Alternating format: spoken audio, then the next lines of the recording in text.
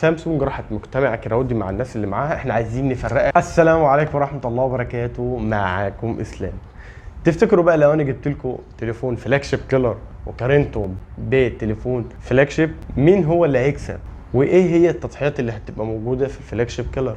النهارده بقى اعمل لكم مقارنه ما بين سامسونج جالاكسي اس 23 اف اي وسامسونج جالاكسي اس 24 بلس. لو عجبك المحتوى بتاع المقارنات دوت، ما تنساش تشترك في القناه وتصلي على النبي وتقول لي في الكومنتات انت عايز انهي مقارنه. بالمناسبه الفيديو دوت حد طلبه مني اصلا في التعليقات، بشكره جدا طبعا، وبشكر كل واحد بيتفرج على الفيديو. وما تنسوش تدعوا لاخواتنا بالفرج القريب. ندخل بقى في التصميم في الاثنين، الفريم من الالومنيوم وظهر من الازاز، والاثنين شكلهم مشابه لبعض وحلوين جدا. بس سامسونج ما حدثتش في الاس 24 كشكل جديد، قلنا انها ممكن تنزل شكل احدث من كده، لا هي نزلته زي يعتبر السنه اللي فاتت بالتغييرات الطفيفه. الفريم هيكون حاد جدا، عامل زي الايفون، وشكله شياكه وحلو. بالنسبه بقى للاس 23، والفريم هيكون ليه كيرف كراولي مشابه للاي 54. طبعا الفريم بتاع الاي 54 كان من البلاستيك، والاثنين معاهم شهاده مقاومه الماء والغبار اي بي 68، ودي مقاومه كويسه. وبرضو انا ما بنصحش اي حد ينزل بالتليفون في الميه. الشاشه في الاثنين تحفه الصراحه، عشان الشاشتين سامسونج حاطه فيهم حاجات كتير حلوه. بالنسبه بالاس 23 اف اي هيكون دايناميك اموليد اكس 2، ودي شاشه كويسه بصراحه، والتردد هيكون 120 هرتز اتش دي ار 10 بلس، والسطوع هيكون 1450 نت، سطوع كويس، والمقاس هيكون 6 و4، والدقه هتكون فول اتش دي، وهيكون عليه طبقه حمايه كورنينج جوريلا جلاس 5. الشاشه فعلا فلاج شيب حقيقي، بس سامسونج راحت مجتمع كراودي مع الناس اللي معاها، احنا عايزين نفرقها بينها وما بين الفلاج شيب. لا نعمل ايه بقى؟ نتخن الحواف. فطبعا راحت حطت التاتش بتاعها، فالتليفون حوافه تخينه شويه، هي دي العيب يعتبر اللي فيها. ننتقل بقى للاس 24 بلس، هيكون برضو دايناميك اموليد اكس 2 120 هرتز، وهتكون الدقه كواد اتش دي، والسطوع هيكون 2600، ودي حاجه ضخمه جدا، وسطوع كويس جدا. والمقاس هيكون 6 و7، اكبر شويه، وهيكون عليه طبقه حمايه كورنينج جوريلا جلاس فيكتوس 2.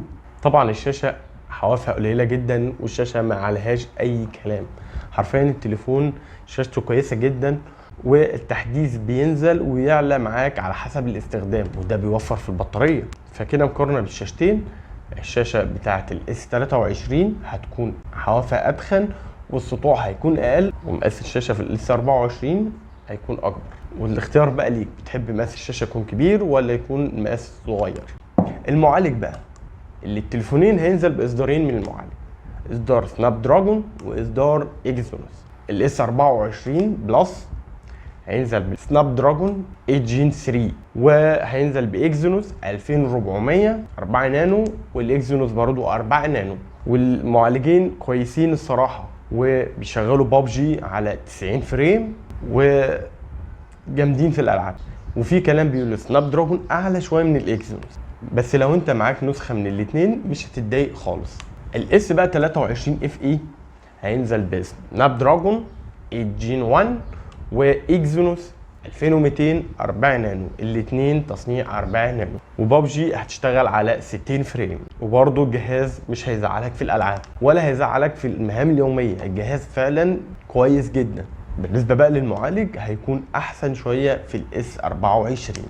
بالنسبه بقى السوفت وير على الاس 23 نازل باندرويد 13، ونزل له تحديث اندرويد 14، والاس 24 نازل على طول باندرويد 14. انا ليه ذكرت النقطه دي؟ عشان الاثنين نازل معاهم 4 سنين تحديثات رئيسيه و5 امان، معناه ان الاس 23 هيكون اقل باصدار. بالنسبه بقى للرامات، هينزل الاس 23 اف اي ب 128 و 256 8 جيجا رام. بالنسبه للاس 24 بلس هيكون مع 256 و 512 مع 12 جيجا رام. والاتنين مش بيركب لهم كارت ذاكره خارجي. فاختار بقى انت المساحه اللي تناسبك قبل ما تشتري. ندخل بقى للكاميرات. الكاميرات في الاتنين بصراحه كويسين جدا، وطبعا مش عايز اقول لك احسن من الفئه المتوسطه، عشان فيهم الكاميرا بتاعه تيليفوتو بتاعه 3 اكس. الاس 24 بلس هيكون مع كاميرا رئيسيه 50 ميجا بكسل او اي اس و 12 ميجا بكسل الترا وايد. هينزل مع كاميرا 10 ميجا بكسل تيليفوتو بتزوم لحد 3 اكس اوبتيكال زوم، وهتزوم لحد 30 اكس سوفت وير. والكاميرا السيلفي هتكون 12 ميجا بكسل. والاس 23 اف اي هيجي برضو ب 50 ميجا بكسل او اي اس وكاميرا 12 ميجا بكسل الترا وايد. والكاميرا التيليفوتو اللي هي 8 ميجا بكسل برضو 3 اكس ولحد زوم 30 اكس سوفت وير. والكاميرا الاماميه 10 ميجا بكسل. الاثنين هتاخد منهم تصوير تحفه بصراحه، وهتتمتع وانت بتصور بالتليفونات. ممكن الاس 24 هيكون احسن عشان تليفوتو اعلى شويه معالجه للصور احسن، بس ده مش هيبقى بالواو يعني. والكاميرا الاماميه هتكون احسن في الاس 24. وبالنسبه لتصوير الفيديو الاثنين هيصوروا بالكاميرا الخلفيه 8K والكاميرا الاماميه 4K.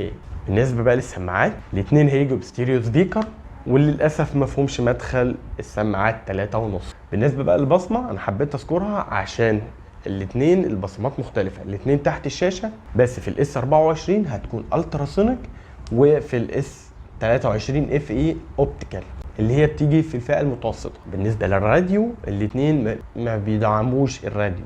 بالنسبه بقى للبطاريه، البطاريه 4900 في الاس 24 بلس، وبيجي بشحن 45 واط وشحن وايرلس 15 واط، وفي شحن عكسي 4.5. والبطاريه في اس 23 اف اي 4500 وبيجي بشحن 25 واط، وده للاسف بطيء حتى في الفئه المتوسطه، وبيجي بشحن لاسلكي وده كويس ب 15 واط. بالنسبه لاداء البطاريات على سمع الناس جربت التليفونات، الاس 23 هيكون اقل اداء شويه في البطاريه بالنسبه للاس 24، يعني البطاريه في الاس 24 هتكون احسن شويه. بالنسبه بقى للسعر الاس 24 يكاد يكون بضعف سعر ال 23. انت من وجهة نظرك شايف ان هو يستحق السعر الكبير دوت؟ انت بقى شايف الاس 23 فيه تنازلات كتير ويستاهل ان هو يبقى فيه فرق، والاس 24 فيه امكانيات واو اللي يستاهل فرق السعر دوت؟ انا بقى كده خلصت كلامي، ولو انت فضلت لحد دلوقتي بجد انت بطل. سلام.